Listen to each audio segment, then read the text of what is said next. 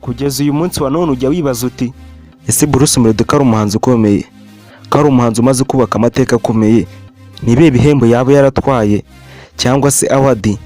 Ese ni izihe ndirimbo zabimuhesheje? Ese ibyo bihembo yabitwaye ryari? Nibyo ngira ngo uyu munsi nze turebe. Uze gukanda subscribe, ukande kuri iyo nzogera tujye tubana buri munsi. Ikiganiro cyacu nimba wagikunze uze gukanda like. Uze kureba hepfo muri comment ndasigamo link ivuga ku mateka ya Bruce Melody, nayo nagukoreye video ivuga ku mateka ya Bruce Melody. Kandi nimba ukunda Bruce Melody uze kugenda ubivuge muri comment. Uyu munsi ndagira ngo turebe se ni ibihe bihembo Bruce Melody yaba yaratwaye mu myaka amaze muri muzika. Uyu Bruce Melody mbere yuko yinjira mu muziki yari umuririmbyi mu rusengero rwa Kanombe rw'abarokore. Uyu Bruce Melody avuga ko yahimbaga indirimbo ariko bakaziha abandi akaba aribo bazitera. Icyo gihe ntabwo bamuhaga umwanya wo kwigaragaza, ariko ibyo byaramubabaje bituma bivamo. Uyu Bruce Melody yatekereje kujya muri studio, icyo gihe byari mu mwaka wa 2006, yagiye kwa producer Jackson Dadu, ariko iyo ndirimbo ntabwo yigeze irangira. Uwo Jackson Dadu yahaye iyo ndirimbo nawe yaramunaniye, na murumuna we Nasoni yaje kumuha iyo ndirimbo nawe iramunanira. Icyo gihe Bruce Melody avuga ko yajyaga kuri studio agasanga bari gukorera abastari, bakamubwira ati tahire, kubera nta n'amafaranga yari afite menshi yo gushora mu ndirimbo. Ibyo byaje gutuma ananirwa acika intege, kandi yaje gusubira muri studio muri 2010 akora indirimbo yitwa Inkovu, ariko kubera amasomo ntabwo yabonye umwanya wo kuyamamaza cyangwa ngo imenyekane. Yaje gusubira muri studio muri 2011 akora indirimbo yitwa Ngiye Kubivuga, nyuma aza gukora Tubivemo ayikorewe na producer Fazo. Izo nizo ndirimbo yakita indirimbo ze za mbere. Tubivemo niyo ndirimbo yakoze yumva ibaye nk'uko ashaka. Uyu Bruce Melody hashije igihe yakoze indirimbo ayita Yakoyo, ni indirimbo twavuga ko ariyo yamufunguriye amarembo. Ni indirimbo yakunzwe cyane mu Rwanda ndetse no hanze y'imipaka y'u Rwanda. Muri 2014 yakoze indirimbo ayita Ndakwanga, nayo ni indirimbo yakunzwe cyane. Muri 2014 yakozwe yitwa Nugihinduka. Muri 2016 akora yitwa Complete Me. Muri 2016 yakoze yitwa Turaberanye akora Nundize, nayo ni indirimbo yari ikunzwe cyane. Muri 2018 yakoze yitwa Embelazo ayikoranye na Shiba Karungi wo muri Uganda. Kandi muri 2017 yakoze yitwa Do Not Now ayikoreye muri Coke Studio. Muri 2019 akora yitwa Fresh.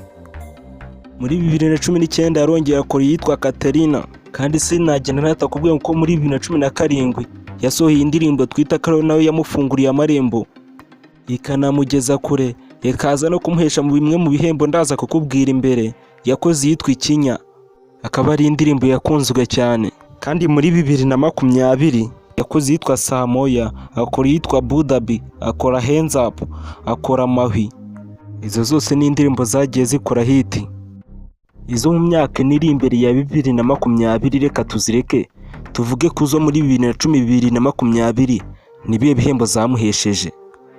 Nyuma turaza kuvuga ese mu ndirimbo za 2021 kugeza 2024 nibiye bihembo zamuhesheje, nazo turaza kuzivugaho. Nizere ko akanze subscribe ugakanda kuri iyo nzogera kubyo nta kiganiro kinyurano kizongera kugucika. Uyu Bruce Melody mu mwaka wa 2014 amahirwe nibwo yatangiye kumusekera, ubwo yatwaraga igihembo cy'umuhanzi mwiza wa R&B. Icyo gihe byari mu mwaka wa 2014 nibwo yacyegukanye. Kandi mu mwaka wa 2017 indirimbo ye yatowe nk'indirimbo y'umwaka, iyo nta yindi yabaye indirimbo yise Turaberanye. Kandi mu mwaka wa 2018 yahatanye mu bihembo bya Primus Guma Guma Superstar. Icyo gihe byari mu cyiciro cy'umuhanzi mwiza, aho yaracyegukanye igihembo cya Primus Guma Guma Superstar mu mwaka wa 2018. Kandi mu mwaka wa 2019 yaramaze kuba umuhanzi ukomeye, dore ko yatwayemo ibikombe inshuro enye zose. Ibyo bihembo nta bindi ni bino bikurikira. Ibihembo bya Sala X yabitwayemo inshuro ebyiri mu mwaka wa 2019, aho mu gihembo cya mbere yari umuhanzi mwiza wa R&B, naho ikindi gihembo cya Sala X yari umuhanzi mwiza w'umugabo. Naho ikindi gihembo cya kane yatwaye muri uwo mwaka wa 2019 ni indirimbo yari ifite amashusho meza. Iyo nta yindi ndirimbo ni ya ndirimbo nakubwiye mu kanya, akaba ari indirimbo yise Bloka. kandi mu mwaka w'ibihumbi 2020 naho yahatanye mu bihembo bya Kiss Summer aho yaje kwegukana ibihembo bibiri. Igihembo cya mbere cyari indirimbo y'umwaka, iyo nta yindi ni Saa Moya yaratowe nk'indirimbo nziza y'umwaka.